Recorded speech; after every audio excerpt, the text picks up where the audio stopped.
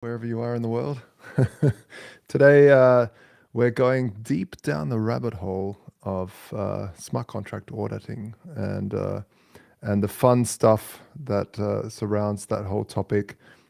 With us, we've got Patrick from Cyfrin, who is really basically one of the best in the industry. And really, that's not an easy thing to get because there are a lot of people getting in this industry, and it's full of there's also a lot of charlatans in the industry, and it's very hard as a project to find the right one. Same with marketing. Like when you're trying to find a good marketer, everyone will tell you, "Oh, I'm the best, and it's very, extremely hard to find. And smart contract auditing is vastly more important.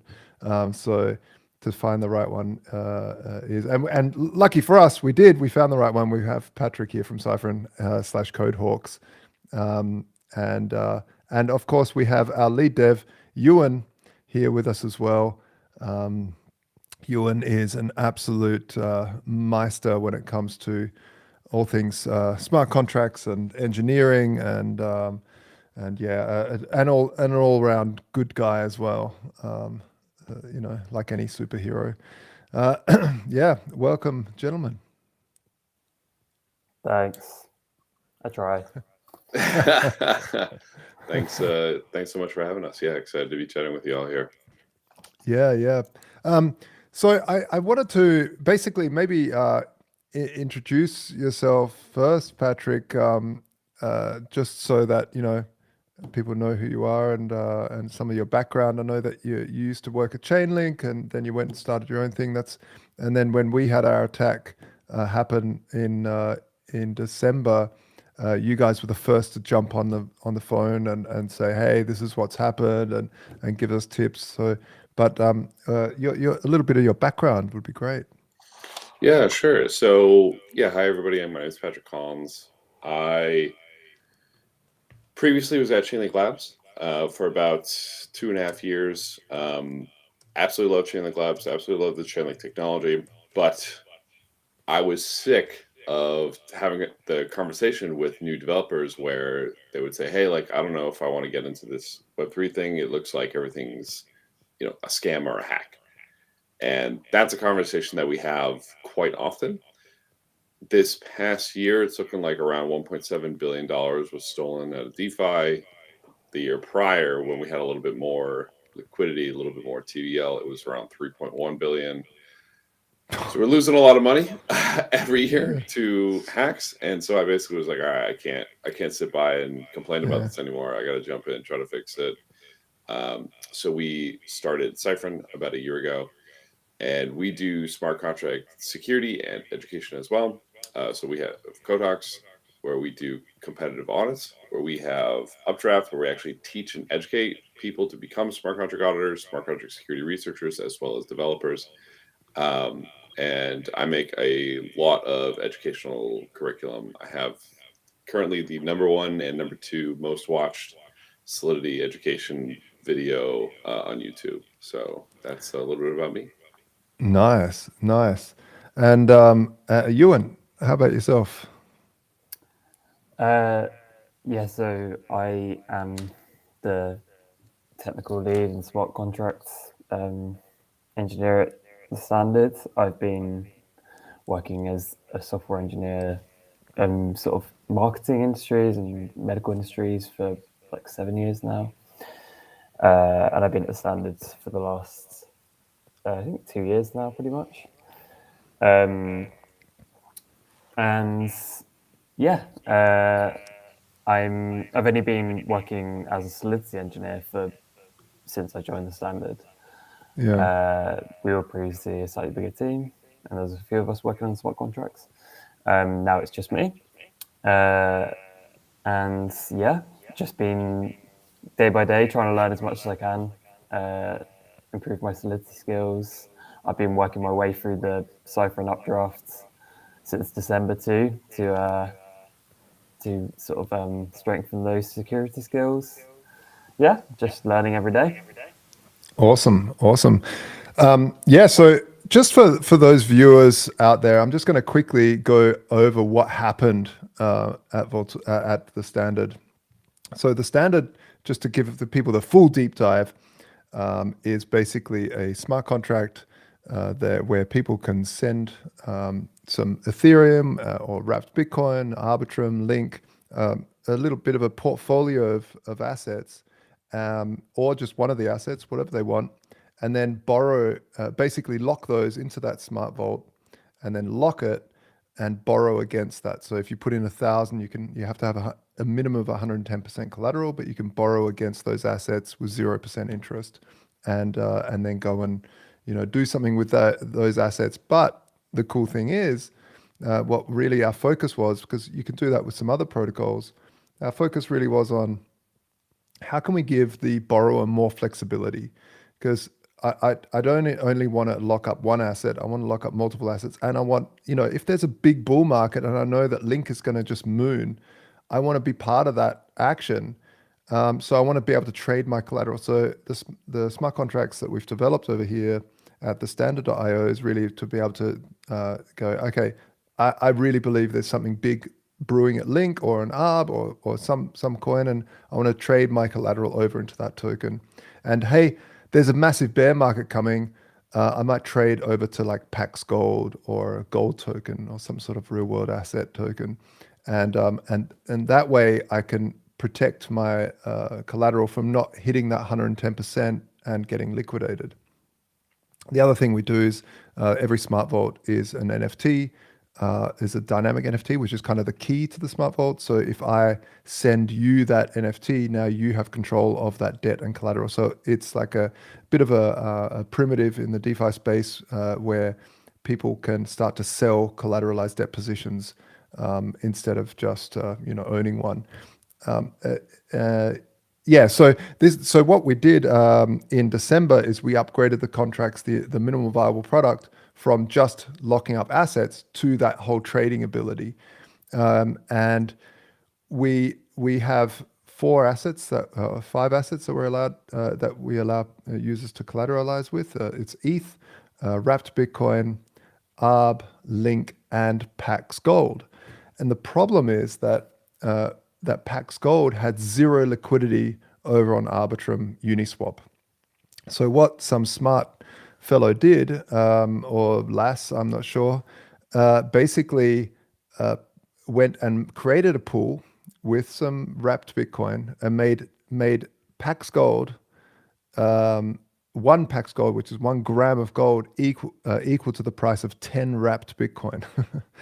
And then they went over to the standard. They sent 10 wrapped Bitcoin, so it was a bit of a whale. 10 wrapped Bitcoin into the contract, borrowed as much as they could, took that EURUS that they borrowed, and basically drained our liquidity pool on the DEX, and then, like Indiana Jones, swapped the wrapped Bitcoin that they had locked for that, because they controlled that pool on Uniswap.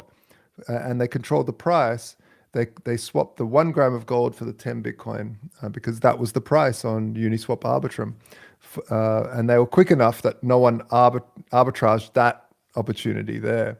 So yeah, they swapped that out, and that was their exit door. That was how they got the wrapped Bitcoin out, and then they were off. And Cyfrin was one of the first companies to spot this happening on chain, along with just some other code hawky types watching that the on-chain. And it was a shocking time because I called up Ewan and I was all excited about some new feature that we were going to develop, and I was like, oh, how are you, man? And he's like, oh, I've had better days. I'm like, why? What? Oh, you haven't seen yet? And this is something about smart contracts that's really difficult. You can't just move fast and break things. And even if you don't move fast and break, even if you have taken your time like we did, there's just some things you don't think about. Like in this scenario, none of the other vaults were compromised or nothing, no other money there. There wasn't even anything really wrong with any code. There wasn't anything that was structurally wrong there. I mean, functionally wrong. what was wrong is that we just didn't have any slippage check, and that we didn't have any liquidity, or there was no liquidity between Pax Gold and on the Arbitrum Uniswap pool. So yeah, that was what happened, and then we had a really great chat with Mark from Cyfrin, and you know what happened in those days, and I'm sorry, this is a bit of a rant. I just want to sort of get the audience up to scratch for what happened there. Was that we, straight away, Chainlink jumped on the phone with us.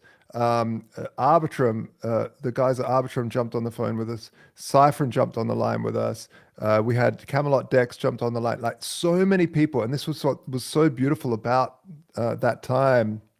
If I'm like looking at it with a half glass full sort of attitude, is that so many people were ready to help, and could feel the damage that had been happening, because we were really on a roll. We were fast growing, everything was happening, so it was a bit of a hit, but it was kind of good that it happened when it happened.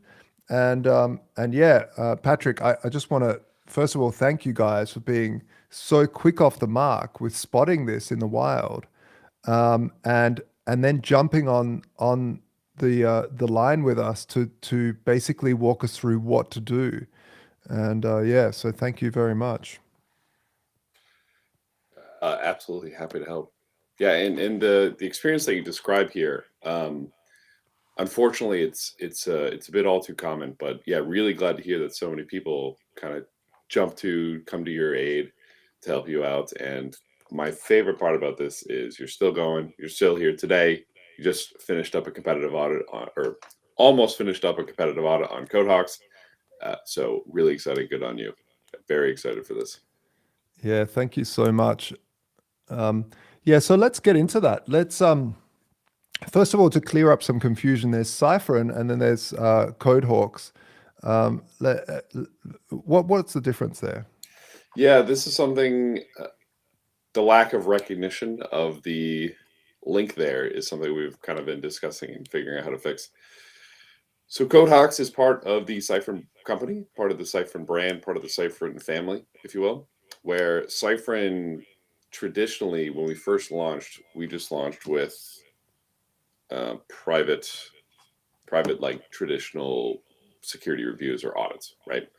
You come, hey, can you look at my code? Company goes, yeah, sure. Have a few security researchers look at the code, look for bugs, smash out as many bugs, and then obviously give advice on how to stay secure moving forward using different testing methodologies. So we were doing that for a while, and a lot of our team had done this thing called competitive audits before, and we really like doing competitive audits, and we decided we want to improve the competitive audits sphere and do this type of audit, which is a little bit different than what a lot of people are used to. As opposed to a traditional audit or traditional security review, you basically say, here's the money I would have paid the private audit, and instead I'm going to put it up as a prize pool. We're going to open up the code base, and anybody who finds the most amount of bugs and the highest severity bugs, they're going to get paid out the most money.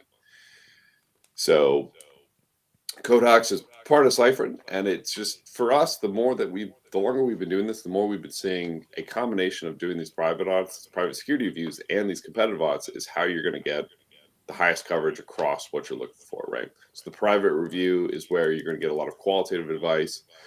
You're going to get you're going to be very well assured. You're going to get some industry experts looking at your code base.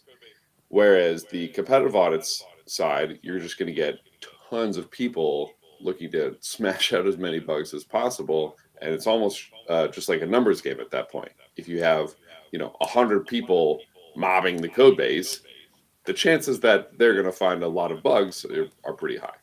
So that's a little bit more about competitive audits and a little bit more about Cyfrin and CodeHawks. But yeah, so CodeHawks is part of Cyfrin, and we've been seeing absolutely phenomenal results.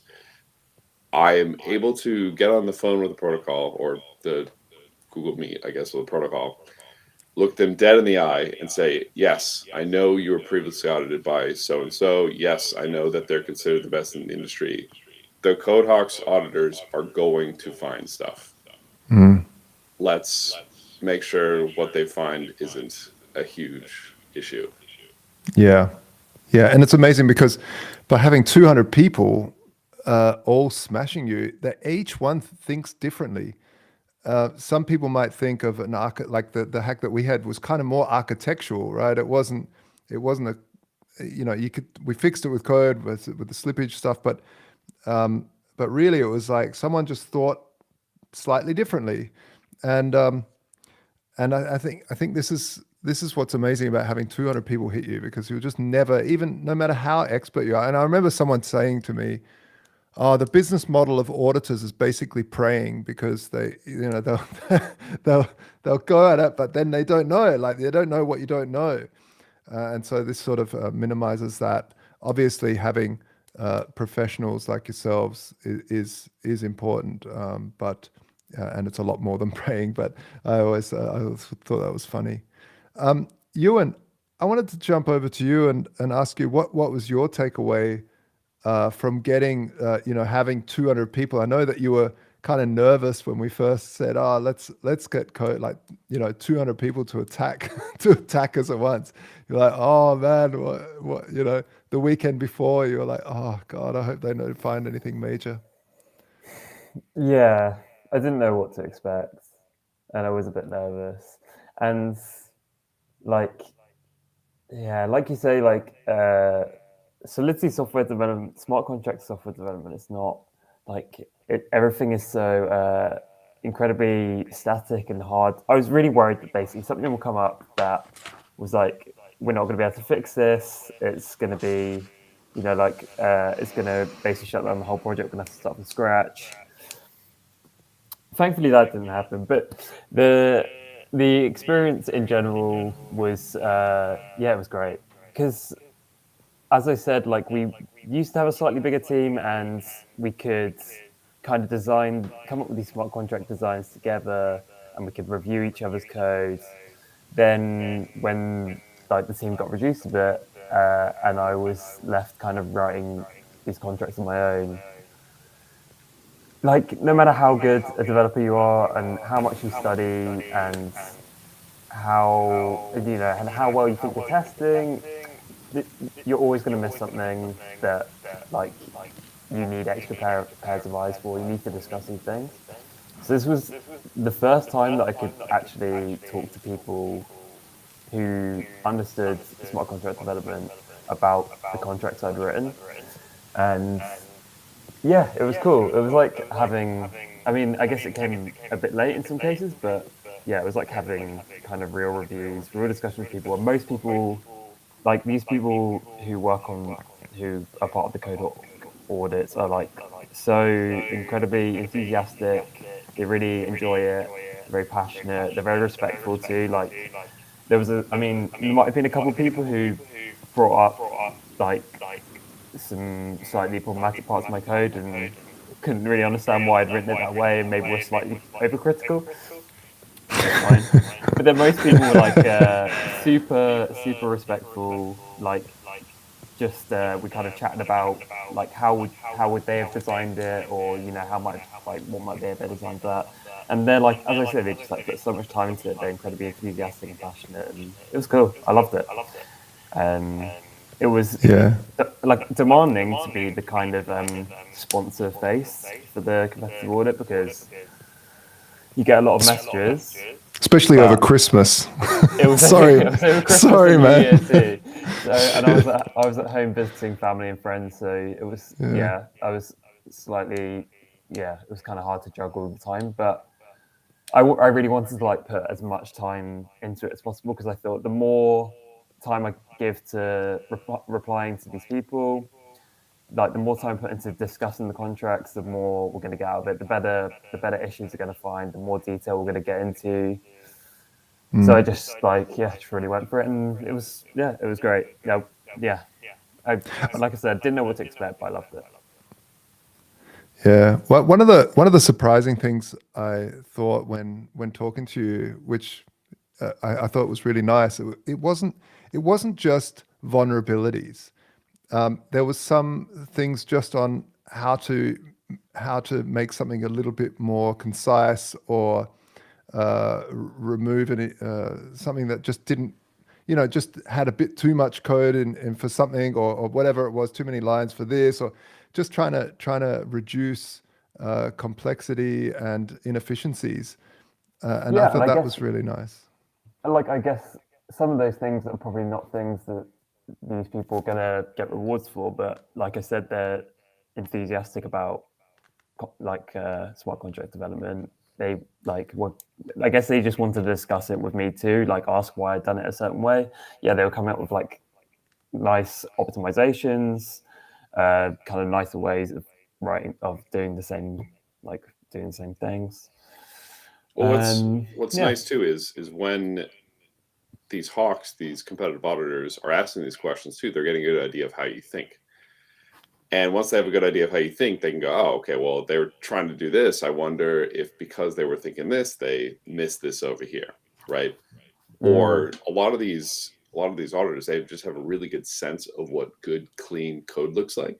And if you have a good sense of what clean code looks like, you can almost instantly be like, oh, this doesn't look like clean code. This, why did they do it like this? That's not how I've seen it before. Maybe that's an issue. Oh my goodness, that's a bug. And we'll see when the final report comes out how well that they actually did. We're in the I believe we're in the appeals period still. It looks like or maybe not quite, but just about to be. Maybe I think maybe finalizing not quite. the bit before the appeals. Yeah. But yeah, we'll see. But yeah, that mentality, that's exactly right. Like, they want to be asking, hey, like, why did you do this like this? Because maybe that's a hint as to where one of those really tricky bugs is, and hopefully they can find it before this goes live, obviously. Yeah.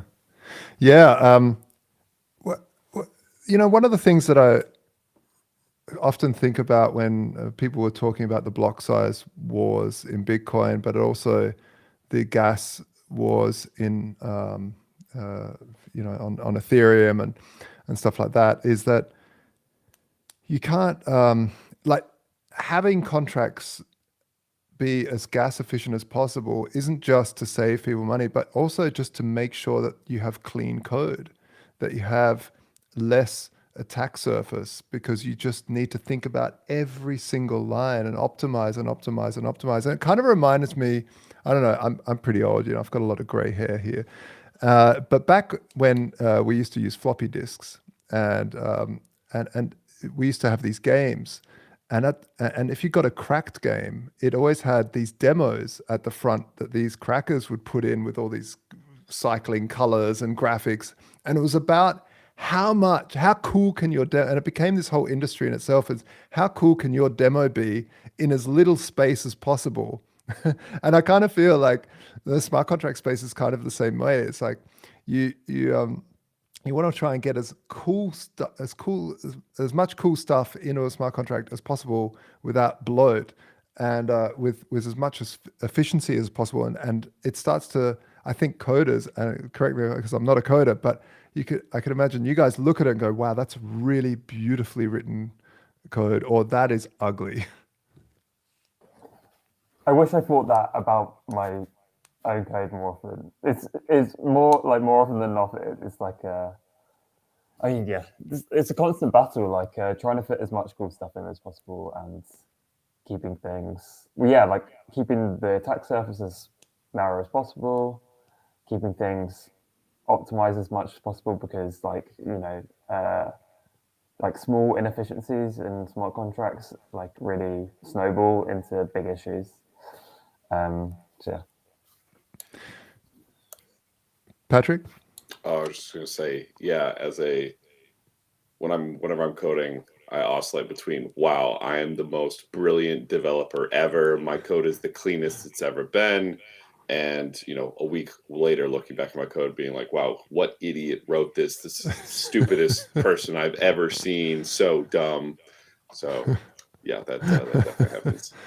And that's the case with all software development, but it's the most punishing in smart contract development, because obviously there are ways to kind of leave a breadcrumb trail that you can go back on, but some things you do are irreversible, and So it's like it's not always so forgiving.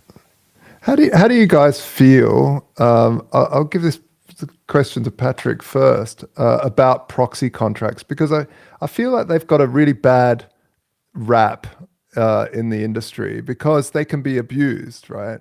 But at the same time, by having them, I feel like the ability to upgrade these contracts allows us to have a minimal viable product first. So as a startup, that's really useful. And if there's anything found, we can quickly patch it and go with it, and then slowly maybe remove that ability of proxy contract as it solidifies and as the project becomes more time tested. Yeah, so it's a double-edged sword, right? It's a double-edged sword. Anytime you add some type of centralization vector, you're inherently just increasing your attack surface in a sense. Yes, there's the case to be made. Oh, okay, well, we can just upgrade the contract and then, no harm, no foul, right? That's kind of a tricky mentality, because then maybe you go, we don't need to get that last review, or we don't need to kind of do this last check. We have the proxy, like worst case scenario, we just upgrade, like it's all good. But the biggest thing is that you're adding a layer of centrality. We've seen several times in the past where a protocol goes, hey, look, we're behind a proxy. If there's an issue, we'll patch it and it'll all be good. And instead of them being good actors, they end up being bad actors, and a patch will happen, or somebody will hack their accounts because they are that single point of failure. The hacker will upgrade their account, upgrade the smart contract to a malicious implementation, and boom, get wrecked. Additionally, you do have to think about a lot more things when you have proxies. If you mess up an upgrade, which is pretty easy to do, we've seen a lot of people mess up upgrades, you're screwed. So my general take on proxies is try to avoid them at all costs. However, that being said, a lot of top protocols still use proxies for exactly the reason that you said, right? So like the USDC is essentially a proxy. And this is one of the things that terrifies me whenever we use USDC, because we use USDC pretty often. They could upgrade that contract to some rug pull contract and we'd all be screwed, like at any second, right? And anybody who has USDC would have nothing.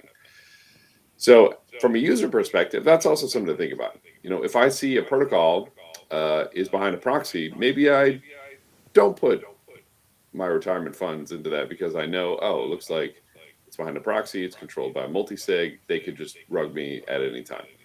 So yeah, TLDR, us defaulting to proxies, I think is actually a very bad habit, and we shouldn't do it. We should do it as little as possible. Ewan, do you want to add anything to that one?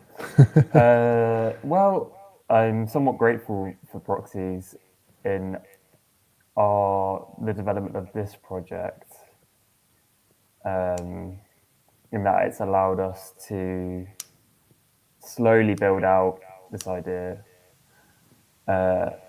which I've definitely found helpful, because just like from the point of view of being like a one-man development team, it's made it a bit easier to kind of test the waters a bit with the smart bolts and not kind of go 100 miles an hour straight away with like swaps and all the features that we kind of plan to build in. But yeah, similarly, like every time we're starting a new project, so for example, with these liquidation pools, I thought the kind of conclusion I came to was we're only going to use a proxy contract if I can think of like a really good reason for it, and I couldn't. So yeah, it's so kind of same. Yeah. It's interesting as a businessman and a person that's built multiple startups, gone through like Techstars and all these startup incubators. It was always about minimal viable product at all costs, because you might think you have the best idea in the world. You'll spend 3 years on it to perfect it, depending on your perfectionist levels, and then you release it and no one gives a shit. And you're like, but this is the greatest. Why isn't anyone biting? So, on the extreme level, when you have an idea, you just create a homepage with the idea and a little field to put in your email, like, you interested in this, put your email, and depending on how many emails you collect is sort of the go ahead. Oh, okay, I'm going to go further down this track and build this thing out. But yeah, and in the smart contract space, it's like, yeah, like you kind of want to really build a lot of it out if you're not going to go with proxy contracts and release it all at once and just see how it goes. And that's where, but you don't want to also move fast, because breaking things really breaks things and loses a lot of money. So it's a whole new world in the thinking of not only startup production, but also development and this whole Silicon Valley method of moving quickly. So yeah, it's there's a lot to think about for everybody. Our co-founder of Cyfrin, Alex, he put out a tweet maybe 6 months ago saying something like, smart contracts are hardware. And that's how we want to think about them. Imagine, instead of you deploying this code and someone's going to put some money in it, imagine you deploying this code and now somebody has remote access to somebody else's insulin pump or something like that. If you're putting code into someone's insulin pump, you might think a little bit more carefully about what's going into that product, right? If we think about these as hardware devices, they're very difficult to change. It can make our development process a little bit more careful like that, because yeah, it's not the same as a website. If you screw up a website, worst happens, what? You leak a couple emails. If you screw up a smart contract, worst that's happened is what? You delete someone's retirement savings. Oh, that's God. a little bit worse. Yeah, that's a really interesting way to look at it, that it's hardware, because it's true. As a hardware developer, you ship a product, it better work. In fact, that's pretty much what broke Nokia. Was it Nokia? No, BlackBerry. BlackBerry, they shipped their last product before they died. They shipped a product that had a buzz. So whenever anyone put their phone up to the ear, it was like, because they got it made, not to say that stuff's made in China is bad like that, because it just happened that they chose the wrong manufacturer in China. They didn't have control because it was offshore, and it came back with it, and they'd build thousands and thousands and thousands of the unit, didn't sell, bankrupted the company. So yeah, that's a really interesting way of looking at it, that it's hardware. Yeah. I think the hard part for me is that, like, I basically, throughout my whole software development career, I've been had it drummed into me that, like, you kind of want your CI/CD system to be set up in a way that you can make the smallest changes possible as constantly as possible, constant improvement and iterations. So then to go from that to this style of development where you're building up to one big release and trying to make everything perfect for this one big release, and you have to kind of consider that you're not going to be able to change. The changes you're going to be able to make off the release are completely minimal. It's like a complete change in development mindset, I guess, and that's stuff. Yeah, that's fascinating. That's fascinating. For anyone out there that's starting out in the space, has got some sort of really great idea on how to, that they feel a smart contract would solve some sort of problem. Is there any advice that you would give, Patrick, for them getting going? Like, what's a good bit of alpha for them? Yeah, getting into being a developer, getting into being a security researcher, both, either.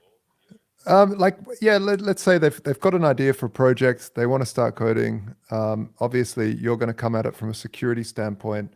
What's a bit of advice for them as they're heading down this path? Yeah, so I guess I could give 100 bits of advice. Let me try to condense it. The easiest thing is, definitely take it as a learning process, or a learning process, right? If you're just starting out, you're going to make mistakes. That's just the reality of the situation. You're going to make mistakes, and that's okay, especially because, since you know that you're just starting out, and you're listening to this podcast, this interview right now, you know that you're not going to just deploy your YOLO project that you don't have reviewed, right? So take it as a learning process, right? So mess with it, build something that you think is cool, get some other people to weigh in on whether or not they think is cool, and check out, I guess I'll shill Cyfrin Updraft a little bit here. Check out Cyfrin Updraft. It's our education platform where we teach you pretty much anything about smart contract development and security, right? So if you want to start, if you're taking your project and you're looking at it and you're going, this thing has legs, maybe I'm ready to let this thing go.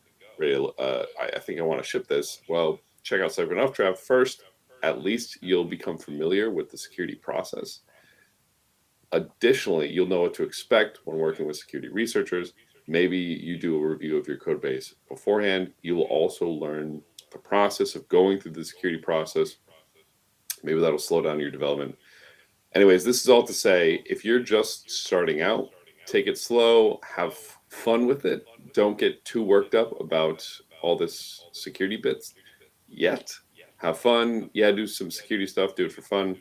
And then when you actually start getting serious about, hey, like I might want to deploy, that's when you definitely need to make sure you know what you're in for. Because, yeah, as everyone here is kind of saying, if you make a wrong move, it can spell doom for a lot of people. And that's what we want to avoid. Ewan? Yeah, I mean, kind of second everything Patrick said. I mean, there's tons of ways there's great resources everywhere to learn how to write smart contracts. And I guess if like you say, if you have an idea that you think you can solve with a smart contract, just have a go. It doesn't take long I don't think, to learn the basics of Solidity development, especially if you've got some software development experience. And once you think that you have something that, something feasible that could actually could work, then I haven't seen a better resource out there than Cyfrin Updraft in terms of improving security skills. So that would be the perfect next step. And then my top advice would be, don't commit to anything without having a lot more pairs of eyes on it than just yours, I would say. Yeah. And getting things properly reviewed is probably the way to go. Yeah. One of the other things that might be good is to join Codehawks to try to break other people's contracts, right? Because that's a great way to learn. And that community allows you to also make really good contacts. Maybe you can find a co-founder who's willing to, who's also on this path, because security, hey, it's number one. It's number one. Better be as safe as you can with this stuff. Yeah. Yeah, excellent. Well, I want to thank you both so much for being top blokes, but B, also, joining us today and giving info.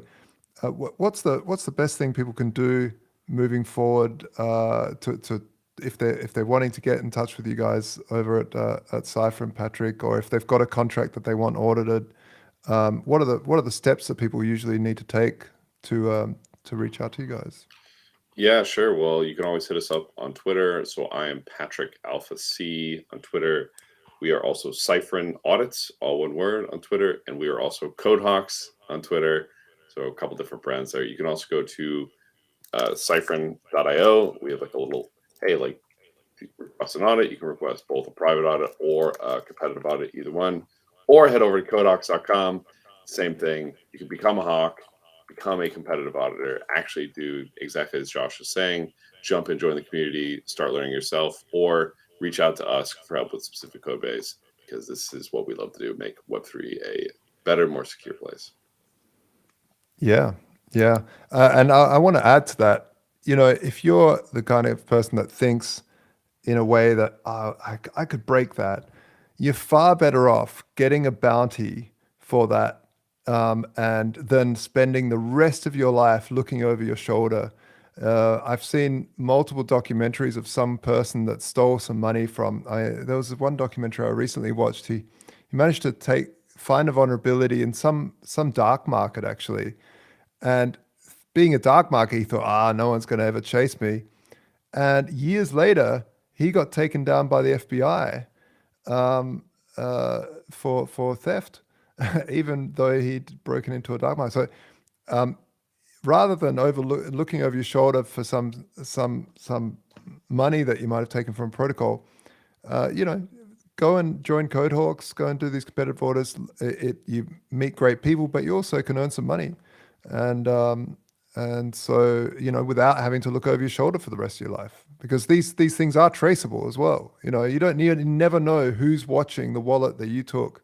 No matter how many times you split it and move it and do whatever you want, you're never 100% sure. So you're just far better off being white hat in this case. And there's great ways to earn money being a white hat. So yeah. And Ewan, any last wise words for the audience? No, but have fun. Get into smart contract development, get into security, and have fun with it, basically. Yeah, excellent. Well, guys, also hit us up on. We've just restarted this channel and started to do these interviews. So please hit that like button. It really helps us out. You know it does. It's free.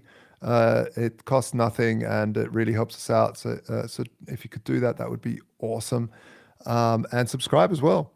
And if you are looking at what we're doing over at the Standard, we're just about to, once we get the audit certificate back, we'll be repegging the EUROS to its value, and it'll be off to the races. It's almost like a relaunch of the EUROS with a full audit behind it, and it's going to be this year is going to be fantastic.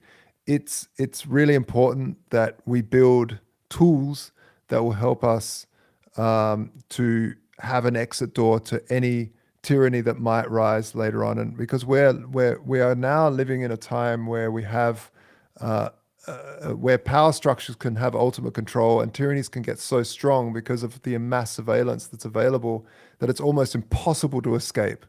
And this is my only fear with tyrannies, is that the tyrannies that build up now, you could be stuck in them as a society for hundreds of years because they'll be impossible to get out of. So it's really important that we build decentralized networks and decentralized tools, that we have those exit doors, so we never gets to that point where we need to escape a tyranny.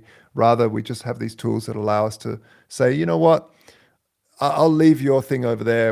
I'm just going to use this because it's a free and open source system. So yeah, that's my takeaway. Folks, with lots of love and health and wisdom, I'm Joshua Shigala from the Standard.io, and I'll see you next week. Ciao.